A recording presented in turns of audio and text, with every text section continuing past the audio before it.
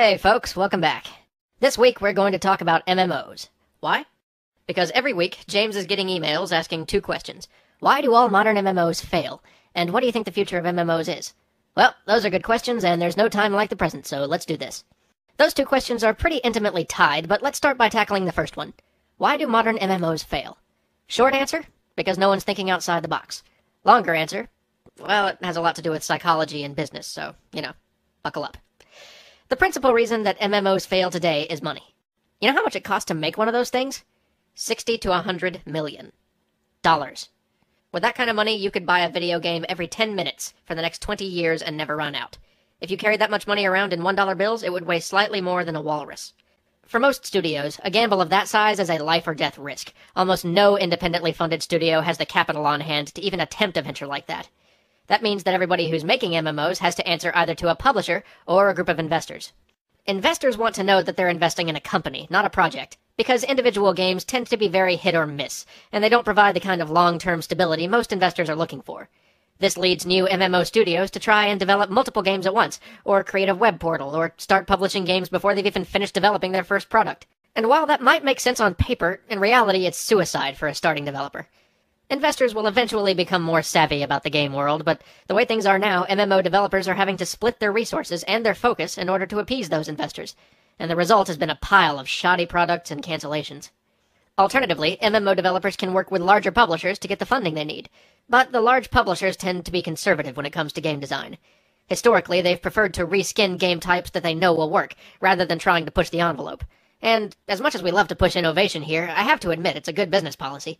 Heck, it's given us a lot of good games. It just doesn't work for MMOs. Why? Because console games are launched and then done. You beat the single player, you mess around with the multiplayer for a little while, but then you move on. They're not perpetual games. MMORPGs, on the other hand, thrive on how much of the player's time they consume. They're designed to be played to the exclusion of everything else. People just can't play two MMORPGs at once.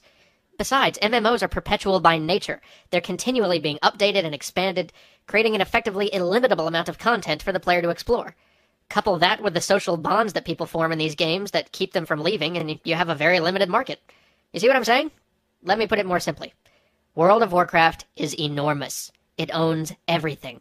Nobody can compete with it, because users aren't willing to play two MMORPGs at the same time, and unless users migrate en masse, players will end up finding other games less fun because all their friends still play WoW. This means that many MMO players spend their entire MMO lifecycle in this one game, and the size of the market for traditional MMORPGs isn't that large. It's probably close to its cap at about 20 million users now. But because Blizzard is making $1 billion a year on this thing, everybody wants to compete with it. Unfortunately, it's so expensive to make an MMORPG that anyone who can afford to doesn't want to take any risks, so they simply clone World of Warcraft. The problem with this strategy is that no amount of minor mechanical or graphical improvements will make a World of Warcraft clone better than World of Warcraft. World of Warcraft has an enormous player base, a robust player-driven economy, and, well, everyone you know is playing it. Add to that it has 10 years of development and content behind it, and it's simply impossible to build a WoW killer by cloning WoW. And yet billions of dollars have been spent attempting to do just that. So, is it hopeless? Should we just wait until Activision Blizzard comes out with World of Warcraft 2 or Call of Guitar Craft or, whatever they've got planned? Should we just give up on the idea of making alternate MMOs entirely? Well, no, of course not. But it would probably be better for everyone if we stopped trying to make World of Warcraft clones. So what should we do? What will the future of MMOs look like? Well, first we have to ditch the idea that the terms MMO and MMORPG are synonymous. Today, all we have are MMORPGs, because everyone's trying to fight Blizzard over that little niche. But think about how many other genres are out there. We could have MMO first-person shooters, MMO racing games, MMO real-time strategy, and brawlers, and puzzle games. I mean, why not?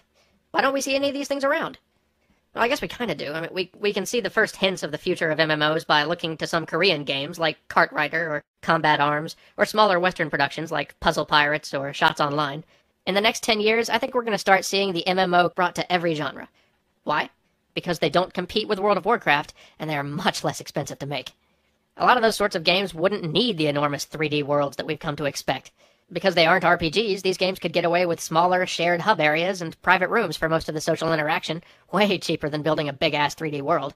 And that lower cost means that companies will be able to take some more risks and experiment in ways that they couldn't afford to with MMORPGs, which will, in turn, give us a new set of high-quality games.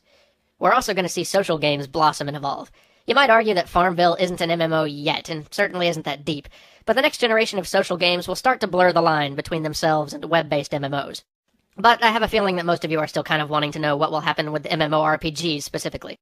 Well, if I had to venture a guess about their future, which is always good for sticking one's foot in one's mouth, I think the dominance of World of Warcraft will slowly come to an end in a few years.